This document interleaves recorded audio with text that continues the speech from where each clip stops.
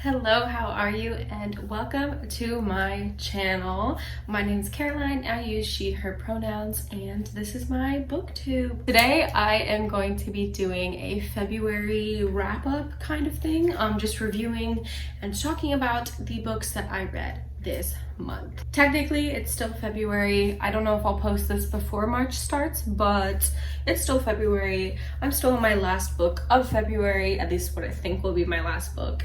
But I wanted to do it anyway. I wanted to kind of wrap up the month with my book vlog. I've been kind of filming throughout the month as I've been reading, and so I just kind of wanted to get on it so I can do my March TBR in my next video, hopefully. So without further ado, I'm gonna start, and yeah. So all in all, I read 9 plus my current read, so hell yeah, that's very exciting. I'm already kind of surpassing my Goodreads goal. I set it low just because a lot is like going on this year. I'll be moving, I'll be starting grad school, I'm working and saving. So right now my Goodreads goal is only at 30, but I might increase it if possible because I'm at 15 books this year. So that's really exciting. So I'm just gonna kind of go through each book. So wait, oh my God, hold up. Okay, no. I did not finish Exciting Times. That was my last January read. Okay, so the first book that I finished in February was Yours Cruelly, Elvira. This is Cassandra Peterson's autobiography, memoir, and it talks about her life, her upbringing, her time being like a Las Vegas showgirl, and then moving on to her career, and then eventually settling down with her partner. Hey y'all, before I start, I just want to say that I didn't really film too much footage throughout the month, as I'll say later. So most of it's just going to be me talking about the books, but you'll see some footage throughout because I wanted to just do a little book vlog as I went. So yeah. Hello everybody, the day is January 30th, 2022. It's about to be February. It is winter in Miami. We are facing a cold front during the nor'easter blizzard. And I'm wearing a fucking Sherpa. Who am I? I'm en route to the cafe at which my girlfriend and I work to get coffee and read a little bit. I thought I'd do this quirky thing where I would vlog my monthly like TBR or like do reading vlogs for a month. So I also want to start every video now with like my current read. So since it's not February yet, this is not on my February TBR, but my current read is Exciting Times by Nisha Dolan. I have a lot of thoughts about this. I'm very close to the end. It's definitely not my favorite thing. Millennial fiction's kind of a weird area for me. I was really excited because I heard great things about it from Carly Thorne, and it was going to be talking about like a sapphic romance as well as from like an Irish author that was like esteemed by like Sally Rooney fans for a hot second, but it's really lackluster to me. It's a lot. I can do like a video review of it if you'd like to hear it. I might talk about it later on in other videos, but my first read of February is Yours Cruelly, Elvira, signed edition flex. This has been on my bookshelf since I bought it around the holidays, and it's time to read it. But now I'm gonna head to the cafe.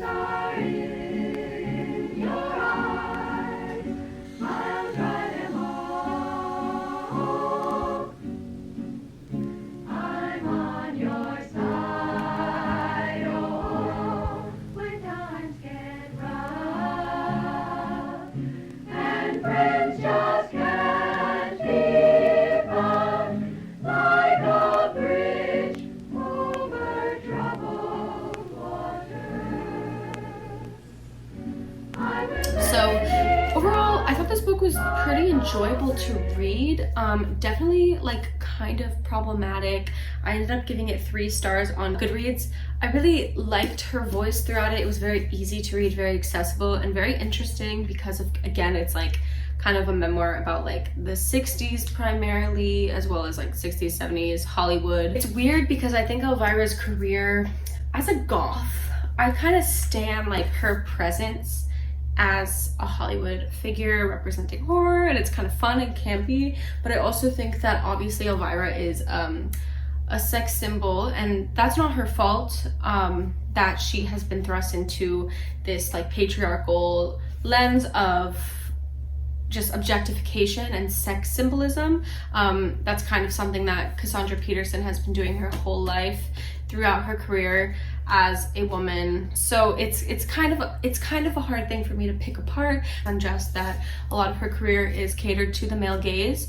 And I think that she slays as like as a personality and everything. I love her. Fundamentally, it's kind of a question of ethics for me, about reinforcing the male gaze and the commodification of women's bodies. But anyway, I digress.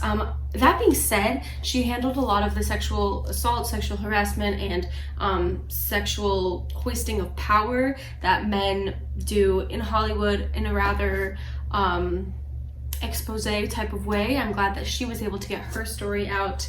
And yeah, I think that it was an enjoyable read. I think that there were some things I had issues with, but overall it made me appreciate her and kind of just get to know who she was. All right, so the next book I read was Ring Shout by P. Jelly Clark. I don't have this physical copy. I read it on a virtual library app, and it's a novella basically set in the 1920s at the rebirth of the KKK, and it follows primarily three women. They basically hunt KKK members, but the KKK members, a lot of them are Ku Kluxes, which are monsters that the women hunt. So overall, I thought like it was great story building, it was great storytelling. This really, I don't know, really like whimsical yet realistic take on like a fantasy action adventure type thing. Dealing with the KKK was very interesting. It kind of spoke on motifs of like hatred and power and revolution. All the main characters were so likable. I literally almost cried when a character that I loved passed. Not a spoiler. But yeah, I thought that the narrative was really strong. It was very immersive, the storytelling. And yes, I definitely recommend this book. I give it 5 stars on Goodreads, which is a theme this month. I gave almost every book I read 5 stars. So yeah, that was that one. The next one I read was also a 5-star read. It was my first Jacqueline Woodson book, read at the bone. This was also a pretty short read. I was obsessed with this book. I feel like, first of all, a very quick read if you're looking for something to kind of get immersed in, but also finish rather quickly, which sometimes, a lot of the books, by the way, disclaimer, this month were very short, kind of novella month type thing for me. Maybe that's why I was able to read so many. Who's to say? But yeah, this book basically centers around 3 generations of family, of this one family. So the daughter is celebrating her 16th birthday. That's where we start the story. And it kind of then travels into her relationship with her mother, who had her at 16. So she never got to really experience that coming of age in the way that her daughter has the privilege to. And then it also talks about the father of the 16-year-old girl, and then the parents' relationship, and then therefore the grandparents' relationship and their life and their relationship with their daughter and their grandchild. So it's very interesting. It kind of analyzes the class differences between, for example, like the father and the mother of the 16-year-old girl. I could be using names, but honestly, it's been a sec and I kind of forget some of them, but I thought it was really beautiful. My friend Jessica compared it to kind of like a Gilmore Girls-y type thing. It's giving like, I don't know, obviously like much more of like a literary take on a Gilmore Girls type dynamic. It cut really deep, and I just think it was really, really well written, and also points for kind of a queer undertone of the story. I was specifically looking for kind of a queer read, and I saw this on a YouTuber's video, and thus I read it, and the queerness was very kind of 2 seconds long, but I liked it nonetheless. So yes, five stars on Goodreads. The next book I read was Last Night at the Telegraph Club by Melinda Lowe. I ended up giving 4 stars for a couple reasons, but I absolutely adored this read. Again, I was looking for a lesbian ass book and I found it. I usually stay away from young adult books. I don't know what it is. I just normally can't get into it as much. I don't really know why, but I have trouble. I don't know, maybe it's just because, I don't know, maybe I just have kind of a chip on my shoulder about YA books. I'm like, this is not The Fault in Our Stars. I am not in 8th grade ACE reading class. But regardless, I decided to give it a read because Sunny Book Nook, I always read their recommendations, honestly, because their taste is supreme. But Sunny Book Nook recommended it. I found out that it was kind of like lesbian coming of age during the 50s McCarthyism era in San Francisco, and I was like, I need to read that. So I really enjoyed it. I think it dealt with themes of kind of, as I said, coming of age, and finding out your sexuality, and I think the way that they went about it was very interesting. If you want to hear more about this book and kind of thoughts that I agree with, I would link the Lavender Menace podcast down below. I would recommend you listen to that because the way that Renaissance and Sunny wrap up the book and their thoughts on it, I thought was very relatable. The main character was somewhat like, get to the point, girl, stop being anxious. You're in this really cool space with all these cool lesbians who are ready to take you in. You're being so anxious. But really emotionally compelling, very great. I think that the last quarter of the book was kind of the most like voracious reading moment I had with it, but yeah, it was kind of a slow burn at the beginning, but it really got into it at the end. And I heard there was gonna be a sequel, which is exciting, and I will read it. But I hope it kind of centers around like the older lesbians at the bar because they were very interesting. So yeah, that one was fun. The next book I read was Yeon Moo, Junji Ito's Cat Diary. And like, what can I say about this one other than it is adorable? If you know Junji Ito, you'll know that he's a horror manga artist who has been in the business for like going on 30, maybe even 40 years. I don't know. 2005 was still 5 years ago in my brain. But basically, it's kind of, this is the collector's edition, no need to, not meaning to flex, but it's basically kind of a comedy horror. Like, the only thing that's horror about this is like the Ito kind of sprinkle that's in there. When he's talking about funny situations with his cats, his illustration will be kind of spooky and have that horror twist on it, but other than that, it's very adorable, very quick read, and there are little pics of his cats in the middle of the book, and they are so cute. And there's also like little, like, I don't know, interviews with Junji Ito in this one, but like, look, so cute.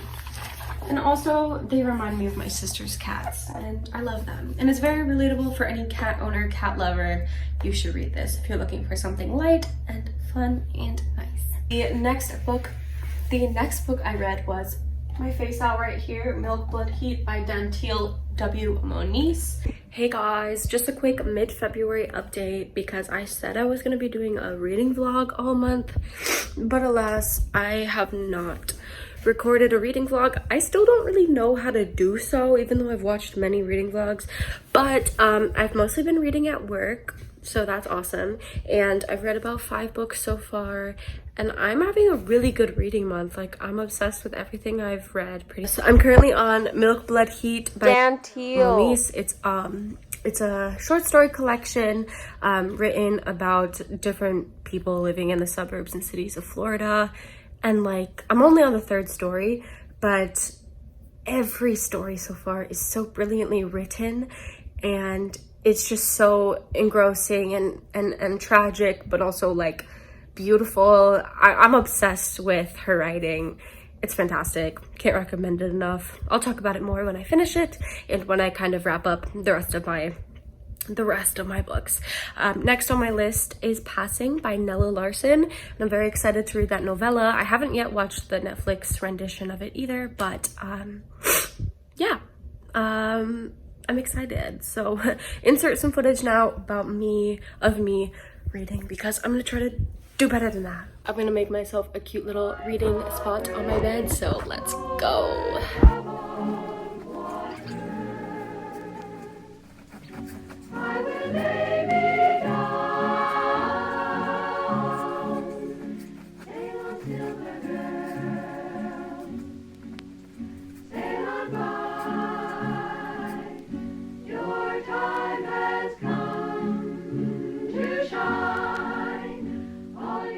Good morning, y'all. It is Valentine's Day. I got my girlfriend a single rose to bring home to her. Excuse me, it's my turn to turn. And later on I'm gonna get a dozen from a street vendor, but I can't find any street vendors in my area right now. Support street vendors. But yeah, my sinusitis that I had the past like three-ish days has kind of gone away. And oddly enough, while I was sick, I really couldn't like read. Like my head felt like it was so underwater that I couldn't even, my head felt like it was like literally underwater and I couldn't even read, breathe, anything. So now that I'm feeling better, I'm looking to read a little bit more, and yeah, I just wanted to give you guys a little update of my vlog. I'm currently in my Subaru Outback, going to surprise my GF with coffee, and I just went to Winn-Dixie, and yay. So, is this how you do a reading vlog? Let me know! But yeah, now I'm just heading to coffee. Once my girlfriend goes to work, I will probably be reading. Yay. Happy Valentine's Day! This book is a short story collection in Florida, the Florida suburbs, mostly like Northeast Florida, mostly Jacksonville type area. As a Miamian, I respect it, but it ain't me. But they were very interesting, compelling, tragic, and beautiful, yet core-hitting short stories. All but one were basically centering around female protagonists. A lot of, again, it's kind of a theme of this month, but coming of age of girls. Very contemporary, but really just, I love Dan Teal's writing. It is beautiful. I thought it was great. It started to drag a little bit for me in the middle of the book, I'm not gonna lie, which is why I gave it 4 stars, just because, I don't know, a lot of the content, while like necessary to talk about and very hard-hitting, yeah, it was like a little challenging to kind of chug along. I'm also kind of newer to short story collections, so that was newer for me, but overall I thought it was a great read. And the cover is absolutely beautiful, like geez. And yeah, the motif of milk, blood, heat is really cool. And the second to last story, bro, that was giving Squid Game, giving, wow, just a lot of amazing themes and commentary in this short story collection. I recommend it. The next book I read, another novella, was Passing by Nella Larson. Hey guys, so I'm just checking in with the vlog. And now I am finally reading Passing by Nella Larson. I've been wanting to read this one for a while, and I'm very excited. I'm about like 30 pages through, and I'm pretty sure it'll be a quick read, so yay. That's pretty much all I really had planned for my February TBR, so I'm probably just gonna be making up some reads as I go along once I finish Passing. I have a couple like March plans already, so I'll probably just move it up. So yeah, very excited.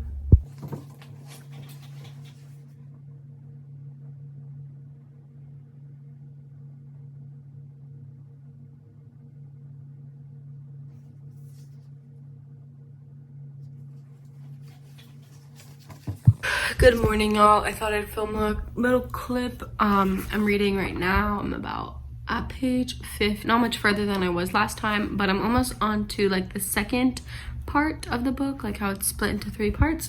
And I'm gonna read for a little while more right now, and yeah.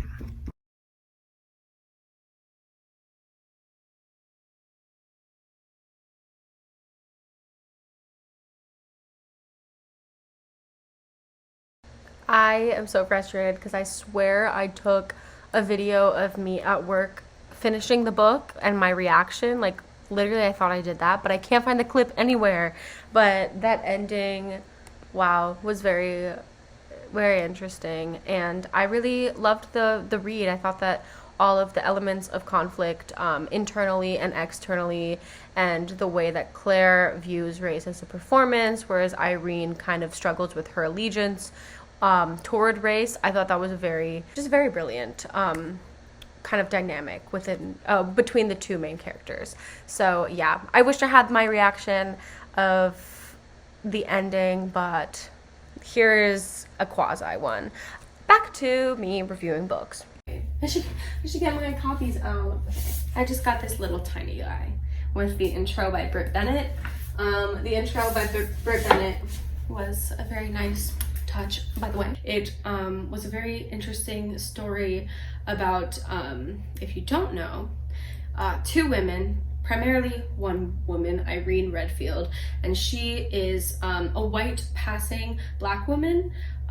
When she's alone, she can pass as white, but when she's with her family, she's married to a black man. She is viewed and goes about the world as a black person. However, her old childhood friend, Claire Kendry, is also a white passing, but she is married to a white man who does not know that she is black. So it really kind of plays with race, again set in the 1920s, written in the 1920s.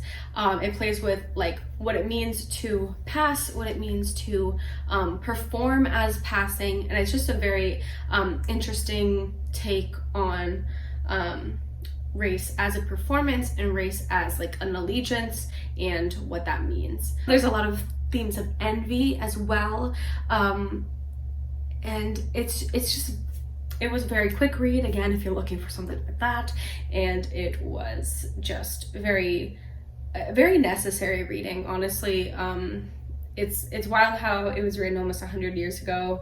I don't know, classics are crazy to me, maybe because I don't really read classics that much, but like when I read a classic, I'm like perplexed, maybe because I expect like language from like 100 years ago almost to be drastically different, but it's just, I don't know, it's just a foundational piece of literature that I think you should read. Almost wrapping it up, we're almost done. Also, I really like this swivelly chair. I usually bring my yellow chair in, but like I have my little IKEA desk chair today, and I'm like, it's kind of giving. I love being mobile. Anyway, so the next two things I read, I basically binge read because I wanted to read more short stories, you've guessed it. The first one was The Yellow Wallpaper by Charlotte Perkins Gilman. Very quick read, you can find the PDF online. And it's a gothic kind of horror, feminist horror, very white feminist, very like liberal feminist. So do with that what you will, but I just wanted to read it because I was curious. I hadn't read it before and I wanted to know. I also like gothic lit, and I like the thought of a haunted house type thing with themes of feminism. Seemed interesting, but again, it's a white feminist take during the suffrage movement kind of thing, I believe, as far as I know. And also Charlotte Perkins Gilman is queer, but she ended up marrying her cousin after breaking up with her girlfriend. So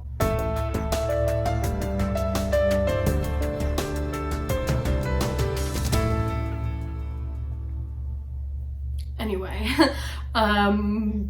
I don't really know what else to say. It's basically like Gaslight Central short story, 10 pages long pretty much.